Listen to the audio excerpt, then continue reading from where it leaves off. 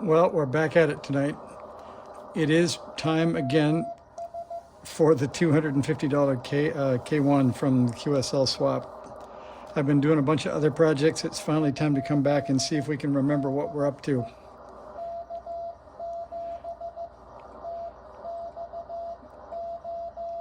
TXO, K7 TXO just popped up on the MFJ 9040 above me, just for randomly on the right frequency. That's unique.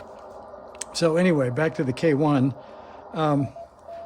Let me get it connected up. We have to even see if it still works. It's been a while since we've had things connected here.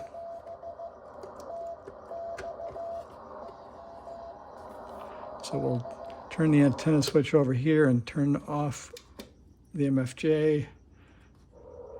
That's a good sign. So I have my nice speaker in a little tiny box because the cover isn't going to be on and it hardly makes any sound without that a little bit of an enclosure.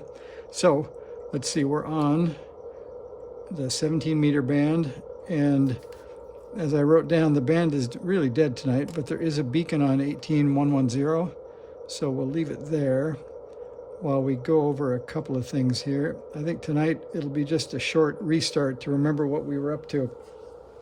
So here's the first thing.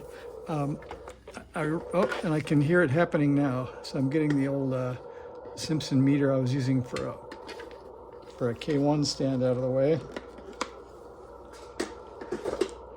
So you can see that the first, or the next, I should say, defect is something's up. When I put it down on the table and I touch it right there, it quits. So that may be one of the things we do, but it hasn't gone fully broken yet. And it's interesting, so if I push on the board, nothing happens. So I think it's something front panel related. Let's see. Yeah. So if I pull on the front panel, it quits. So I just won't pull on the front panel for this time around. And then what I want to get back to again is the transmit section, because we have, as you can see, this is a 2-band radio. It's got 17 meters and 15 meters. And we're on, let's see, the dipole. And I'm pretty sure 15 will be dead. And you can hear my local sort of, I think it might be home generated QRN.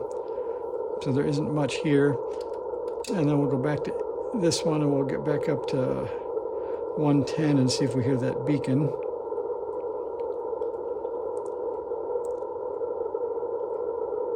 Okay, we'll leave it there. And then I'll let you know we got this in the mail. So we get the NTE 236. It was faster than Elecraft at getting me a final, so that's the one we'll use. And if you remember last time or a few times ago, we'll zoom in a little bit. The final originally was a 2SC 1969, and I think it's been a few weeks since we did this, but one of our last sort of investigations was to figure out what final to use. And if you remember, the one that was in it was a 2SD 880, which is an audio amp with a S sub T of 3 megahertz. So we took that out and threw it away. And the two choices I had, or one of the choices I had, was the NTE 236. And it's the right package. It's a little bit less power out max than the 1969, but that's fine for me. And it was 1450, so it wasn't too bad.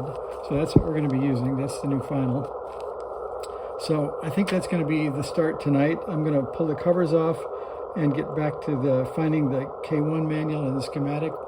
And it's time to put the new output transistor in. So thanks for watching.